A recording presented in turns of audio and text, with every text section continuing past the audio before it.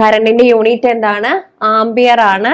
A എന്നുള്ള letter കൊണ്ടാണ് denote ചെയ്യുന്നത്. അതായത് ചലിച്ചുകൊണ്ടിരിക്കുന്ന ഒരാൾക്ക് പെട്ടെന്ന് നിൽക്കാൻ കഴിയാത്തൊരവസ്ഥ, അതിനാണ് എന്തെന്ന് പറയുന്നത്? ചലന ജഡത്വം എന്ന് പറയുന്നത്. അപ്പോ നോക്കുക, പ്രകാശത്തിന്റെ പ്രതിഭാസത്തിലെ ഇമ്പോർട്ടന്റ് ആയിട്ടുള്ള പ്രതിഭാസമാണ് ഇത് എന്ന് പറയുന്നത് അപവർത്തനം എന്ന് പറയുന്നത്. Hi all, welcome to competitive cracker. എന്റെ പേര് ദിവ്യ കെ ജോസ്. അപ്പൊ നമ്മൾ ഇന്ന് നോക്കാനായിട്ട് പോകുന്നത് പോലീസ് ഡ്രൈവർ സിലബസിലെ ഇമ്പോർട്ടന്റ് ആയിട്ടുള്ള ഫിസിക്സ് കെമിസ്ട്രി ടോപ്പിക്കാണ്. നമുക്കറിയാം വളരെ കുറച്ച് ദിവസം മാത്രമാണ് എക്സാമിനായിട്ടുള്ളൂ. അപ്പോൾ അതിൽ നിങ്ങൾ നോക്കിക്കൊണ്ട് പോകേണ്ട ഭാഗങ്ങൾ ഏതൊക്കെയാണെന്നാണ് നമ്മൾ നോക്കാനായിട്ട് പോകുന്നത്. അപ്പൊ ഫിസിക്സും കെമിസ്ട്രിയും കൂടെ ഏകദേശം 4 മാർക്കിനോളം ക്വസ്റ്റ്യൻസ് ആണ് നമുക്ക് വരുന്നത്. അപ്പൊ ആ 4 മാർക്കും നമ്മൾ എങ്ങനെയാണ് കവർ ചെയ്യേണ്ടതെന്നാണ് ഇതിൽ പറയാനായിട്ട് പോകുന്നത്. അപ്പൊ നമുക്ക് വീഡിയോയിലേക്ക് പോവാം. അപ്പൊ നോക്കുക, ഇവിടെ പറഞ്ഞിരിക്കുന്നത് നിങ്ങൾക്ക് നിങ്ങളുടെ സിലബസില് ഫിസിക്സുമായിട്ട് ബന്ധപ്പെട്ട സിലബസില് ആദ്യം തന്നിരിക്കുന്ന ടോപ്പിക്കാണ് അളവുകളും യൂണിറ്റുകളും എന്ന്. അപ്പൊ നിങ്ങൾ ഈ ഒരു കുറഞ്ഞ ഒരു കാര്യമെങ്കിലും നിങ്ങൾ എന്ത് ചെയ്യണം? പഠിക്കണം.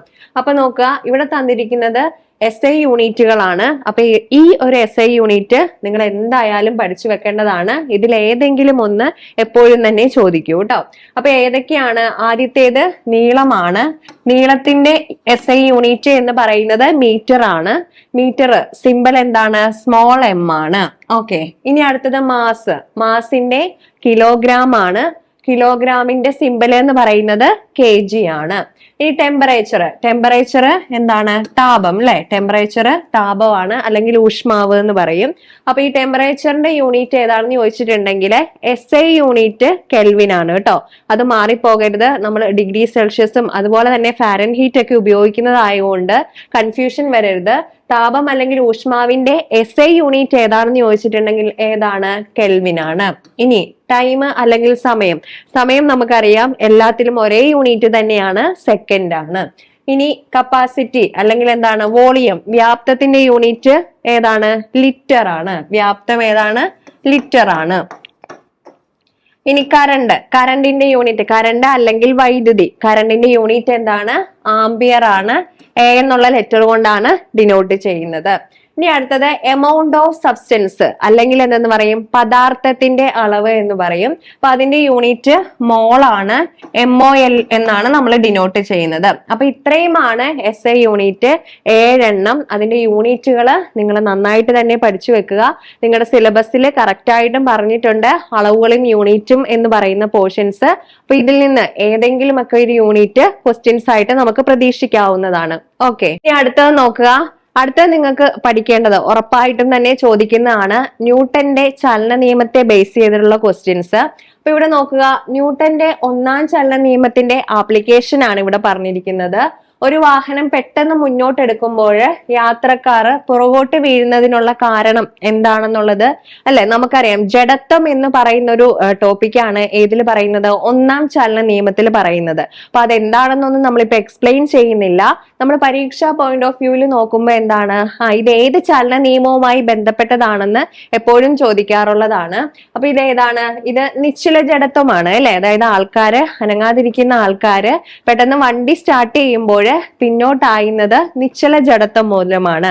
അപ്പൊ അത് ഏതുമായി ബന്ധപ്പെട്ടതാണെന്ന് ചോദിച്ചിട്ടുണ്ടെങ്കിൽ ന്യൂട്ടന്റെ 1ാം ചലന നിയമവുമായി ബന്ധപ്പെട്ടതാണ്. ഇനി അടുത്തത് നോക്കുക, ഫലമുള്ള മരത്തിന്റെ കൊമ്പ് കുലുക്കുമ്പോൾ അതിന്റെ ഫലങ്ങൾ എന്ത് ചെയ്യും? ഞെട്ടറ്റ് വീഴും. നമ്മൾ ഈ മാവൊക്കെ നോക്കിയാൽ അറിയാം, നല്ല പഴുത്തിരിക്കുന്ന മാങ്ങയാണെങ്കിൽ കാറ്റ് വീശുമ്പോ എന്താണ്? ആ മാമ്പഴമൊക്കെ താഴോട്ട് വീഴൂ അല്ലെ. അതും എന്ത് തന്നെയാണ്? നിശ്ചല ജഡത്വവുമായി ബന്ധപ്പെട്ടതാണ്. അപ്പൊ ന്യൂട്ടന്റെ ഏത് ചലന നിയമവുമായിട്ട് റിലേറ്റ് ചെയ്താന്ന് ചോദിച്ചിട്ടുണ്ടെങ്കിൽ 1ാം ചലന നിയമവുമായിട്ട് റിലേറ്റ് ചെയ്തിട്ടുള്ളതാണ്. അപ്പൊ ഇത് രണ്ടും നമ്മൾ പറഞ്ഞ ഈ 2 എക്സാമ്പിളും 1ാം ചലന നിയമവുമായിട്ട് ബന്ധപ്പെട്ടിട്ടുള്ളതാണ്. ഇനി അടുത്തത് നോക്കുക, ഓടി വരുന്ന ഒരു അത്ലറ്റിന് ഫിനിഷിംഗ് പോയിന്റിൽ എത്തുമ്പോൾ പെട്ടെന്ന് ഓട്ടം അവസാനിപ്പിക്കാൻ കഴിയാത്തത് അത് ഏത് ചലന നിയമവുമായി ബന്ധപ്പെട്ടതാ? അതും 1ാം ചലന നിയമവുമായി ബന്ധപ്പെട്ടതാണ്. പക്ഷെ ഇവിടെ എന്താണ് പറയുന്നത്? ചലന ജഡത്വമാണ് അല്ലെ. അതായത് ചലിച്ചുകൊണ്ടിരിക്കുന്ന ഒരാൾക്ക് പെട്ടെന്ന് നിൽക്കാൻ കഴിയാത്തൊരവസ്ഥ, അതിനാണ് എന്തെന്ന് പറയുന്നത്? ചലന ജഡത്വം എന്ന് പറയുന്നത്. അപ്പൊ ഇവിടെ നോക്കുക, ഓടി വരുന്ന ഒരു അത്ലറ്റിന് ഫിനിഷിംഗ് പോയിന്റിൽ എത്തുമ്പോൾ പെട്ടെന്ന് ഓട്ടം അവസാനിപ്പിക്കാൻ കഴിയാത്തത് ചലന ജഡത്വവുമായിട്ട് റിലേറ്റ് ചെയ്തതാണ്. അതുപോലെ തന്നെ ഓടിക്കൊണ്ടിരിക്കുന്ന വാഹനം പെട്ടെന്ന് നിർത്തുമ്പോൾ യാത്രക്കാര് മുന്നോട്ട് വീഴുന്നതും ഏതുമായി ബന്ധപ്പെട്ടത് തന്നെയാണ്? ചലന ജഡത്വവുമായി ബന്ധപ്പെട്ടതാണ്. അപ്പൊ നമ്മൾ ഈ പറഞ്ഞിട്ടുള്ള 4 എക്സാമ്പിളും ന്യൂട്ടന്റെ ഒന്നാം ചലന നിയമവുമായി ബന്ധപ്പെട്ടതാണ്. ഓക്കെ, ഇനി അടുത്തത് നോക്കാം. ന്യൂട്ടന്റെ രണ്ടാം ചലന നിയമമാണ്. അപ്പൊ ന്യൂട്ടന്റെ രണ്ടാം ചലന നിയമം എന്ന് വെച്ചിട്ടുണ്ടെങ്കിൽ ബലത്തിന്റെ ഒരു ഇക്വേഷൻ പറയുന്ന, ഒരു ഡെഫിനിഷൻ പറയുന്ന ചലന നിയമമാണ് ഇത്. രണ്ടാം ചലന നിയമം F=ma അല്ലെ? F=ma, മാസ് ഇൻറ്റു ആക്സിലറേഷൻ, അല്ലെങ്കിൽ എന്താണ്, മാസ് ഇൻറ്റു ത്വരണം എന്ന് പറയുന്ന ഒരു ഇക്വേഷൻ ഡിനോട്ട് ചെയ്യുന്ന ചലന നിയമമാണ് ഏത്? ന്യൂട്ടന്റെ രണ്ടാം ചലന നിയമം. അപ്പൊ ആവേഗവും ആവേഗബലവും പറയുന്ന ചലന നിയമം ഏതാണെന്ന് ചോദിച്ചിട്ടുണ്ടെങ്കിൽ ഏതാണ്? ഈ രണ്ടാം ചലന നിയമമാണ്. നോക്കുക, വളരെ കുറഞ്ഞ സമയത്തേക്ക് ഒരു വസ്തുവിലേക്ക് പ്രയോഗിക്കുന്ന വലിയ അളവിലുള്ള ബലത്തിനെയാണ് എന്തെന്ന് പറയുന്നത്? ആവേഗബലം എന്ന് പറയുന്നത്. മനസ്സിലായോ? എന്താണ് ആവേഗബലം? ആവേഗബലം എത്രാം ചലന നിയമവുമായി ബന്ധപ്പെട്ടതാണെന്ന് ചോദിച്ചിട്ടുണ്ടെങ്കിൽ രണ്ടാം ചലന നിയമവുമായി ബന്ധപ്പെട്ടതാണ്. അപ്പൊ എന്താണ്? വളരെ കുറഞ്ഞ സമയം കൊണ്ട് ഒരു വസ്തുവിലേക്ക് പ്രയോഗിക്കുന്ന വലിയ ബലത്തിനെയാണ് എന്തെന്ന് പറയുന്നത്? ആവേഗബലം എന്ന് പറയുന്നത്. അപ്പൊ ഇവിടെ നോക്കുക, ഇവിടെ എക്സാമ്പിൾ തന്നിട്ടുണ്ട്. ആണിയില് ഹാമർ കൊണ്ട് അടിക്കുന്നത്, അതുപോലെ തന്നെ ബാറ്റ് ചെയ്യുന്നതൊക്കെ എന്താണ്? ആവേഗബലമാണ് അല്ലെ? കാരണം എന്താണ്? വളരെ കുറഞ്ഞ ടൈം കൊണ്ട് ഒരു വസ്തുവിലേൽക്കുന്ന വലിയൊരു ബലം, അതിനാണ് ആവേഗബലം എന്ന് പറയുന്നത്. ഓക്കെ, നമ്മൾ ആവേഗബലം എന്താണെന്ന് കണ്ടു. ഇനി നോക്കാനായിട്ട് പോകുന്നത് ആവേഗം എന്താണെന്നുള്ളതാണ്. നോക്കുക, ആവേഗബലത്തിന്റെയും സമയത്തിന്റെയും ഗുണനഫലമാണ് എന്തെന്ന് പറയുന്നത്? ആവേഗം എന്ന് പറയുന്നത്. അപ്പൊ ഇത് എന്തിനോട് തുല്യമാണ്? ആക്ക വ്യതിയാന നിരക്കിനോട് തുല്യമാണ്. അപ്പൊ നോക്കുക, ഇവിടെ ആവേഗബലവും സമയവും വിപരീത അനുപാതത്തിലാണെന്നാണ് പറയുന്നത്. എന്ന് വെച്ചാൽ എന്താണ്? ഇവിടെ ആവേഗബലം കൂടുമ്പോൾ സമയം കുറയും, അല്ലെങ്കിൽ നേരെ തിരിച്ചെന്താണ്? സമയം കൂടുമ്പോൾ അവിടെ ഉണ്ടാകുന്ന ആക്കം എന്ന് പറയുന്നത് കുറയും. ഓക്കെ, അപ്പൊ അതാണ് ഇവിടെ നമ്മൾ പറഞ്ഞിരിക്കുന്ന ഈ ഒരു എക്സാമ്പിൾ എന്ന് പറഞ്ഞിരിക്കുന്നത്. നോക്കുക, പാഞ്ഞു വരുന്ന ക്രിക്കറ്റ് ബോൾ പിടിക്കുന്നതിനോടൊപ്പം കൈ പിറകോട്ട് വലിച്ച് കയ്യിൽ ഉണ്ടാക്കാവുന്ന ആഘാതം കുറയുന്നു. അപ്പൊ നമുക്ക് അറിയാവുന്ന കാര്യമാണ് അല്ലെ? നമ്മൾ ഈ ഫീൽഡിങ് ചെയ്യുമ്പോൾ ബോൾ ക്യാച്ച് പിടിക്കുമ്പോൾ എപ്പോഴും എങ്ങനെയായിരിക്കും? കൈ ബാക്കോട്ട് വലിച്ചിട്ടായിരിക്കും ക്യാച്ച് പിടിക്കുന്നത്. അത് എന്താന്ന് വെച്ചിട്ടുണ്ടെങ്കിൽ അപ്പൊ എന്താണ്? അവിടെ ആ ഒരു പിടിക്കുന്നതിന്റെ സമയം കൂടുകയാണ് ചെയ്യുന്നത്. അപ്പൊ സമയം കൂടുന്ന അനുസരിച്ച് എന്താണ്?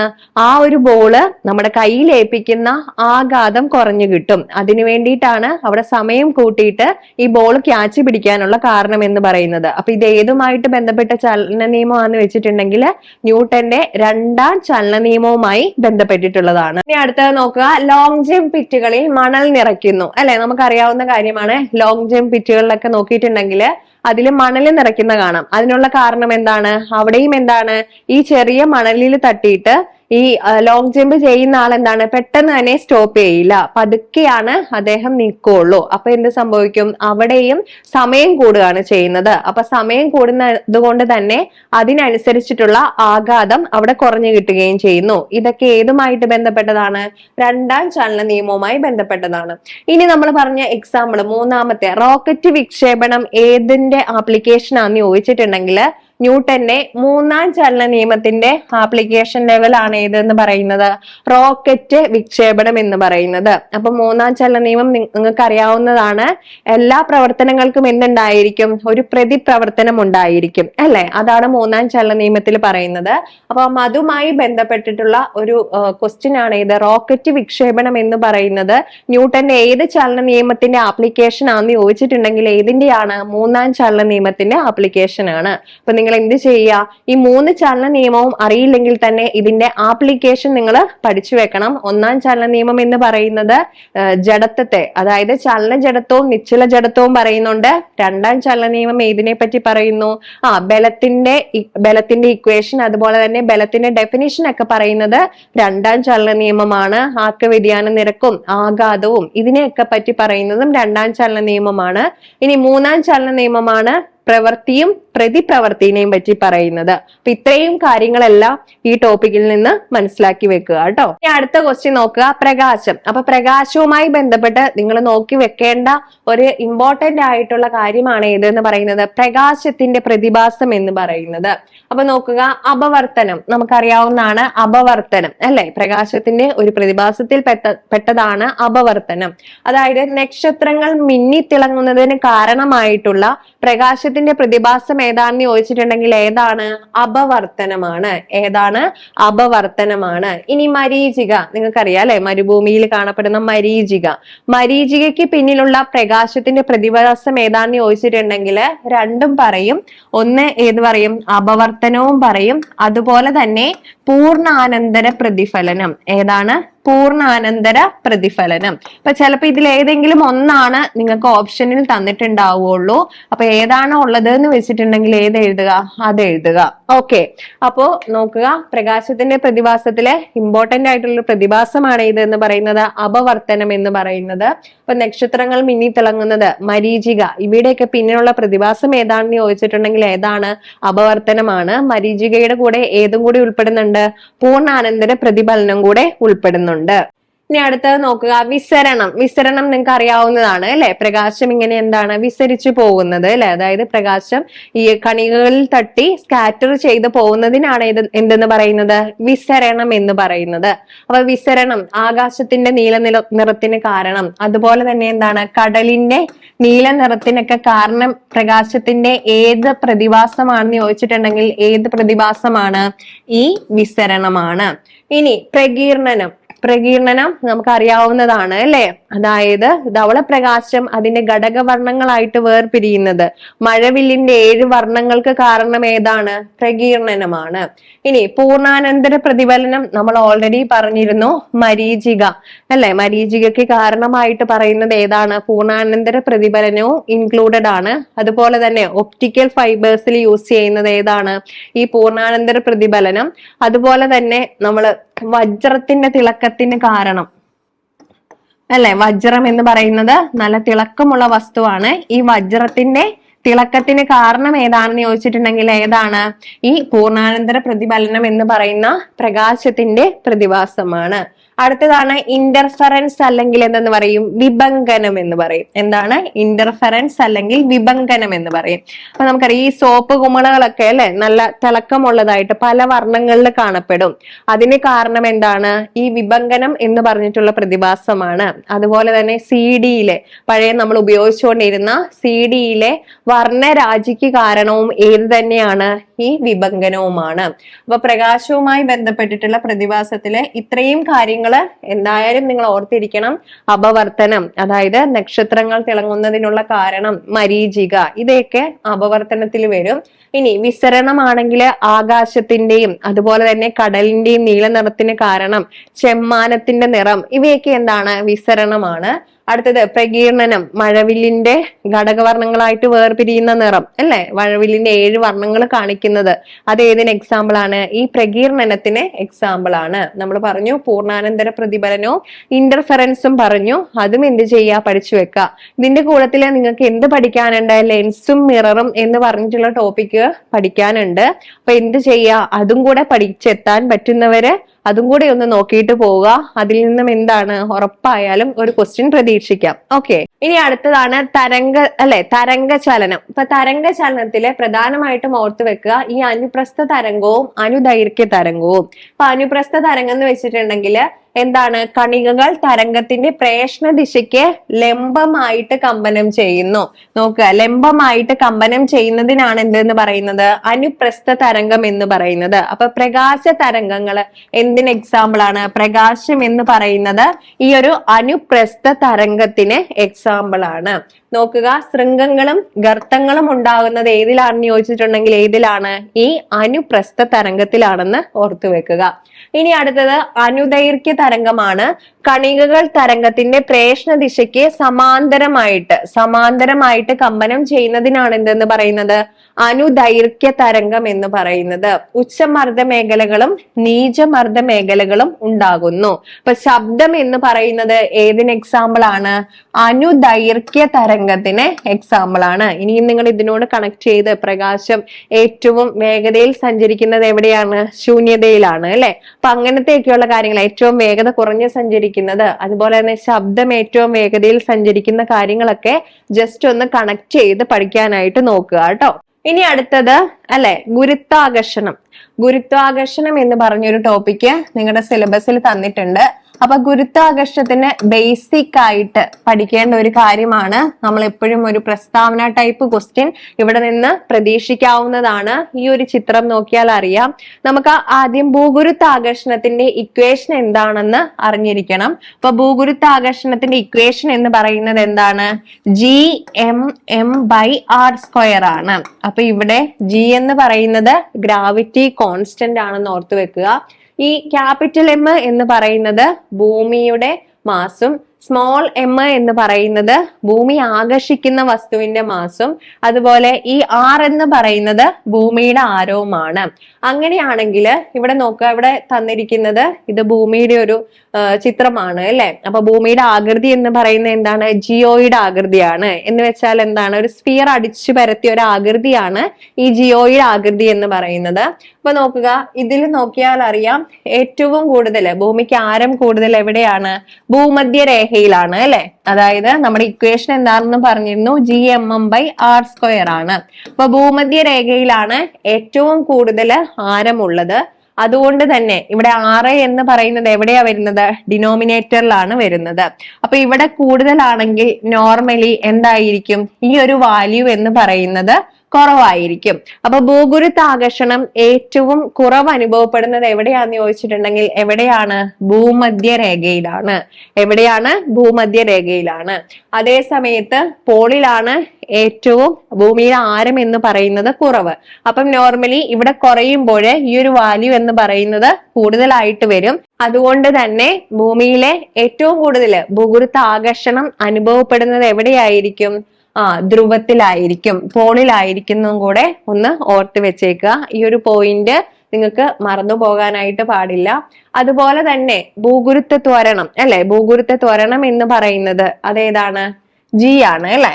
അപ്പൊ small g, acceleration due to gravity എന്ന് വെച്ചാൽ എന്താണ്? ഭൂമി ആകർഷിക്കുന്നത് മൂലം ഉണ്ടാകുന്ന ത്വരണമാണ് ഇതെന്ന് പറയുന്നത് ഭൂഗുരുത്വ ത്വരണം എന്ന് പറയുന്നത്. അതും എവിടെയായിരിക്കും കുറവ്? ഭൂമധ്യരേഖയിൽ കുറവും അതുപോലെ തന്നെ പോളില് കൂടുതലുമായിരിക്കും. ഓക്കെ, ഇനി അടുത്തത്, അപ്പൊ നമ്മൾ ഏകദേശം ഫിസിക്സിന്റെ ഇമ്പോർട്ടന്റ് ആയിട്ട് നിങ്ങൾ ഒന്ന് എക്സാമിന് അവസാന ലാപ്പിൽ നോക്കിക്കൊണ്ട് പോകേണ്ട കുറച്ച് കാര്യങ്ങളാണ് പറഞ്ഞത്. അപ്പൊ എന്തായാലും നിങ്ങൾ ഈ പോർഷൻസ് വിട്ടുകളയരുത്. അടുത്തത് കെമിസ്ട്രിയുടെ ഒരു ഇമ്പോർട്ടന്റ് ആയിട്ടുള്ള ഒരു ടോപ്പിക്കാണ് ഏതെന്ന് പറയുന്നത്? ആറ്റം എന്ന് പറയുന്നത്. നിങ്ങൾക്ക് അറിയാം, ആറ്റത്തിനെ കുറിച്ചുള്ള എല്ലാ കാര്യങ്ങളും ഏതെങ്കിലും ഒന്ന് എപ്പോഴും തന്നെ ചോദിക്കുന്നതാണ്. അപ്പം ആറ്റത്തിനെ സംബന്ധിച്ച് ആദ്യം പറയുകയാണെങ്കിൽ എന്താണ്? ആറ്റോമിക തിയറി അല്ലെ. ആറ്റോമിക തിയറി ആരുടേതാണ്? ആറ്റോമിക തിയറി ഡാൾട്ടന്റേതാണ് അല്ലെ. ജോൺ ഡാൾട്ടന്റേതാണ് ഇതെന്ന് പറയുന്നത് ആറ്റോമിക തിയറി. ഇനി അടുത്തത് ആറ്റത്തിൽ എന്തുണ്ട്? കണികകളുണ്ട് എന്ന് പറഞ്ഞു. അത് ഏതൊക്കെയാണ്? പ്രോട്ടോൺ ഉണ്ട്, ഇലക്ട്രോൺ ഉണ്ട്, ന്യൂട്രോൺ ഉണ്ട്. ഏതൊക്കെയുണ്ട്? പ്രോട്ടോണ്, അതുപോലെ തന്നെ ഇലക്ട്രോണ്, അതുപോലെ ന്യൂട്രോണ്. ഇതിലെ പ്രോട്ടോൺ കണ്ടുപിടിച്ചത് ആരാണ്? പ്രോട്ടോൺ കണ്ടുപിടിച്ച വ്യക്തി എന്ന് പറയുന്നത് റുദർഫോർഡ് ആണ്. പ്രോട്ടോൺ കണ്ടുപിടിച്ച വ്യക്തി റുദർഫോർഡ് ആണ്. ഇലക്ട്രോൺ കണ്ടുപിടിച്ച വ്യക്തിയാണെങ്കിൽ ജെ തോംസൺ ആണ്. ഇനി ന്യൂട്രോൺ കണ്ടുപിടിച്ച വ്യക്തിയാണെങ്കിൽ ആരാണ്? ചാഡ്വിക് ആണ്, ജെയിംസ് ചാഡ്വിക് ആണ്. ഇങ്ങനെ തന്നെ ഓർത്തു വെക്കുക, NRTC എന്ന് തന്നെ ഓർത്തു വെക്കുക. പ്രോട്ടോൺ കണ്ടുപിടിച്ച വ്യക്തി റുദർഫോർഡ് ആണ്. ഇലക്ട്രോൺ കണ്ടുപിടിച്ച വ്യക്തി തോംസൺ, ജെ തോംസൺ ആണ്. ന്യൂട്രോൺ കണ്ടുപിടിച്ച വ്യക്തി ചാഡ്വിക് ആണ്. ഇതിലെ പ്രോട്ടോണിന്റെ ചാർജ് എന്ന് പറയുന്നത് എന്താണ്? പോസിറ്റീവ് ചാർജ് ആണ്. ഇലക്ട്രോണിന്റെ ചാർജ് എന്ന് പറഞ്ഞിട്ടുണ്ടെങ്കിൽ നെഗറ്റീവ് ചാർജും. ന്യൂട്രോൺ ആണെങ്കിൽ എന്താണ്? ചാർജ് ഇല്ല. അതും കൂടി ഒന്ന് ഓർത്ത് വെക്കണം. പിന്നെ നമുക്കറിയാവുന്ന കാര്യമാണ്, എവിടെയാണ് പ്രോട്ടോൺ കാണപ്പെടുന്നത്? പ്രോട്ടോണും ന്യൂട്രോണും എവിടെ കാണപ്പെടും? ന്യൂക്ലിയസിൽ കാണപ്പെടും. ഒരാറ്റത്തിന്റെ ന്യൂക്ലിയസിലാണ് പ്രോട്ടോണും ന്യൂട്രോണും കാണപ്പെടുക. ഈ ന്യൂക്ലിയസിലുള്ള കണങ്ങളെ രണ്ടിനെയും കൂടെ ചേർത്തിട്ട് എന്തെന്ന് പറയും? ന്യൂക്ലിയോൺസ് എന്ന് പറയും. എന്താണ്? ന്യൂക്ലിയോൺ എന്ന് പറയും. ഇനി അടുത്തത് ഇലക്ട്രോൺ ആണെങ്കിൽ ഇതിന് ചുറ്റും, ഈ ഒരു ന്യൂക്ലിയസിന് ചുറ്റും ഒരു ഇലക്ട്രോൺ ഒരു പാത്ത് ഉണ്ട്, ഓർബിറ്റ് എന്ന് പറയും. ആ പാത്തിലാണ് ആര് കാണപ്പെടുക? ഇലക്ട്രോൺ കാണപ്പെടുക. ഇനി നമ്മൾ പഠിക്കുന്നത് ആറ്റവുമായിട്ട് ബന്ധപ്പെട്ടിട്ട് നമ്മൾ എന്ത് പഠിക്കും? ആറ്റം മോഡൽ പഠിക്കാറുണ്ട് അല്ലെ? അപ്പൊ ആറ്റം മോഡലില് പ്ലം പുഡിംഗ് മോഡൽ ആരുടേതാണ്? പ്ലം പുഡിംഗ് മോഡൽ എന്ന് പറയുന്നത് ജെ തോംസന്റേതാണ് അല്ലെ? ജെ തോംസൺ ആണ് ആദ്യമായിട്ട് ആറ്റത്തിനൊരു മാതൃക കൊണ്ടുവരുന്നത്. പ്ലം പുഡിംഗ് മോഡൽ അല്ലെങ്കിൽ വാട്ടർ മെലോൺ മോഡൽ എന്നൊക്കെ അറിയപ്പെടുന്ന മാതൃകയാണിത്. അപ്പൊ എന്താണ് ആറ്റം എന്ന് പറയുന്നത്? ഒരു പോസിറ്റീവ് ചാർജുള്ള സ്ഫിയർ ആണ്. അതിൽ നെഗറ്റീവ് ചാർജ് അവിടെയും ഇവിടെയുമായിട്ട് എംബഡ് ചെയ്തിരിക്കുന്നു എന്ന് പറയുന്ന മോഡലാണ് ഇത് എന്ന് പറയുന്നത് പ്ലം പുഡിംഗ് മോഡൽ എന്ന് പറയുന്നത്. പ്ലം പുഡിംഗ് മോഡലിൽ ആറ്റം എന്ന് പറയുന്നത് ഇലക്ട്രിക്കലി ന്യൂട്രൽ ആണെന്നും പറയുന്നുണ്ട്.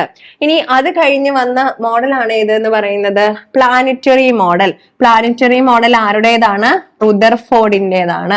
അപ്പൊ അദ്ദേഹം പറഞ്ഞത് ഇങ്ങനെയാണ്: ഒരു ന്യൂക്ലിയസ് ഉണ്ട്, ന്യൂക്ലിയസിൽ പ്രോട്ടോണും ന്യൂട്രോണും ഉണ്ട്, അതിനു ചുറ്റും എന്തുണ്ട്?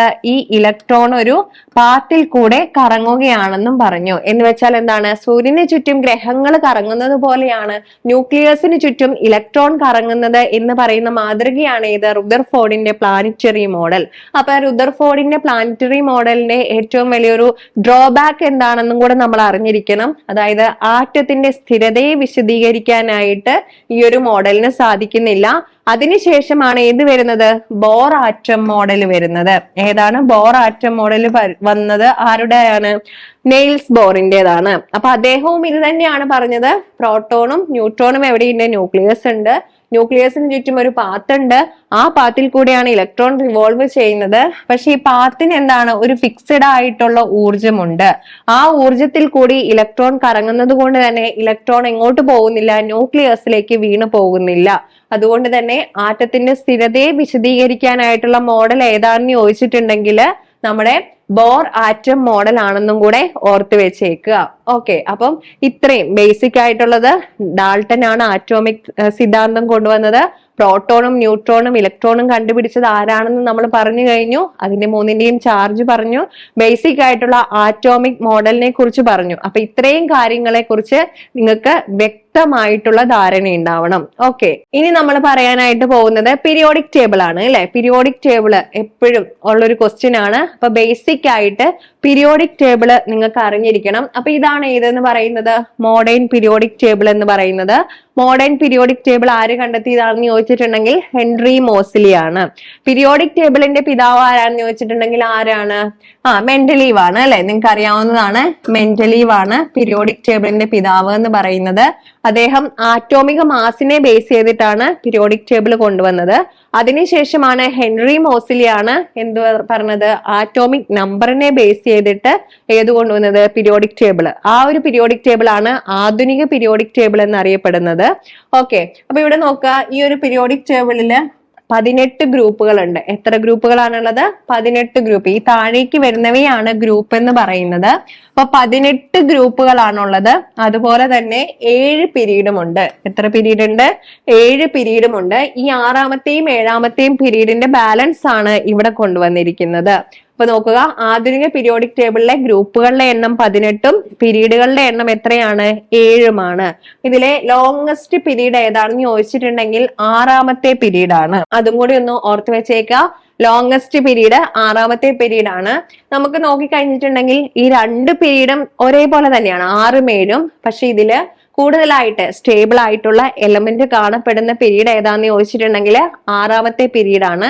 അതുകൊണ്ടാണ് 6ാമത്തെ പീരീഡ് ലോങ്സ്റ്റ് പീരീഡ് ആയിട്ട് കൺസിഡർ ചെയ്യുന്നത്. ഇനി ഇതിൽ 4 ബ്ലോക്കുകൾ ഉണ്ട്. ഏതൊക്കെയാണ് ബ്ലോക്ക് എന്ന് പറയുന്നത്? എസ് ബ്ലോക്ക്, അതുപോലെ P block, D block, F block. ഇതിലെ എസ് ബ്ലോക്ക് എന്നറിയപ്പെടുന്നത് 1ഉം 2ഉം ഗ്രൂപ്പാണ്. അപ്പൊ അതെന്താണോ? ആൽക്കലി മെറ്റൽ എന്നും, രണ്ടാമത്തെ ആണെങ്കിൽ എന്താണ്? ആൽക്കലി എർത്ത് ലോഹങ്ങൾ എന്നും അറിയപ്പെടുന്നു. ആൽക്കലി എർത്ത് ലോഹങ്ങൾ എന്നും അറിയപ്പെടുന്നു. ഇനി ഇവിടെ 13 മുതൽ 18 വരെയുള്ള ഗ്രൂപ്പുകളാണ് ഏതെന്ന് പറയുന്നത്? P block. അതിലെ 18ാമത്തെ ഗ്രൂപ്പാണ് അലസവാതകം എന്നറിയപ്പെടുന്നത്. 17ാമത്തെ ഗ്രൂപ്പാണ് ഹാലജൻ എന്നറിയപ്പെടുന്നത്. 16ാമത്തെ ഗ്രൂപ്പാണ് ചാൽക്കജൻ എന്നും അറിയപ്പെടുന്നത്.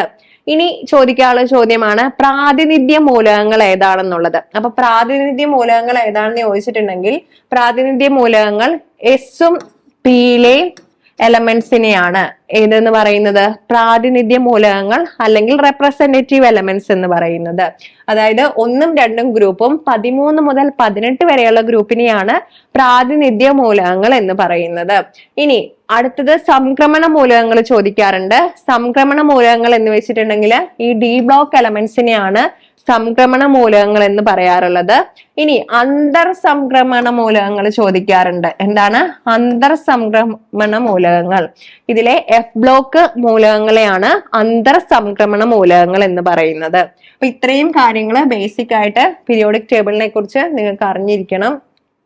ഇനി വരുന്ന ഒരു ഇതാണ് പീരിയോഡിക് ടേബിളിലെ ക്രമാവർത്തന പ്രവണതകൾ എന്ന് പറയുന്നത്. എന്ന് വെച്ചാൽ എന്താണ് ഗ്രൂപ്പില് മുകളിൽ നിന്ന് താഴോട്ട് പോകുമ്പോഴും അതുപോലെ പീരീഡിൽ ഇടത്തു നിന്ന് വലത്തോട്ട് പോകുമ്പോഴും എന്ത് സംഭവിക്കുന്നു അതാണ് ഏതെന്ന് പറയുന്നത് പീരിയോഡിക് ടേബിളിന്റെ ക്രമാവർത്തന പ്രവണതകൾ എന്ന് പറയുന്നത്. അപ്പൊ നോക്കുക, ഗ്രൂപ്പിൽ താഴോട്ട് പോകും തോറും ആറ്റോമിക ആരം എന്ന് പറയുന്നത് എന്താണ് സംഭവിക്കുന്നത്? ആറ്റോമിക ആരം കൂടുകയാണ് ചെയ്യുന്നത്. കാരണം എന്താണ്? നമുക്കറിയാം താഴോട്ട് പോകും തോറും ആറ്റോമിക നമ്പർ കൂടും. ആറ്റോമിക നമ്പർ കൂടുന്നതനുസരിച്ച് ഷെല്ലിന്റെ എണ്ണം കൂടും. അപ്പൊ എന്ത് സംഭവിക്കും? അന്നേരം നോർമലി ആറ്റത്തിന്റെ വലിപ്പം കൂടും, ആറ്റോമിക റേഡിയസും കൂടും. നേരെ തിരിച്ച് ഇടത്തു നിന്ന് വലത്തോട്ട് പോവുകയാണെങ്കിൽ ന്യൂക്ലിയർ ചാർജ് കൂടുന്നത് കൊണ്ട് തന്നെ ആറ്റത്തിന്റെ വലുപ്പവും ആറ്റോമിക ആരവും കുറയുകയും ചെയ്യും.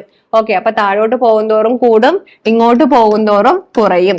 ഇനി അതുപോലെ തന്നെ അതുമായിട്ട് ബന്ധപ്പെട്ട് വരുന്നതാണ് ലോഹ സ്വഭാവം. ലോഹ സ്വഭാവം എന്ന് പറയുന്നത് ഗ്രൂപ്പിൽ താഴോട്ട് പോകുന്തോറും കൂടും. എന്ന് വെച്ചാൽ എന്താണ്? ഇലക്ട്രോണെ വിട്ടുകൊടുക്കാനുള്ള കഴിവ് താഴോട്ട് പോകുന്തോറും കൂടുകയായതുകൊണ്ട് തന്നെ ലോഹ സ്വഭാവം താഴോട്ട് പോകുന്തോറും കൂടും. ഇനി ഇടത്തു നിന്ന് വലത്തോട്ട് പോകുന്തോറും കുറയും. അലോഹ സ്വഭാവമാണെങ്കിൽ നേരെ തിരിച്ചാണ്.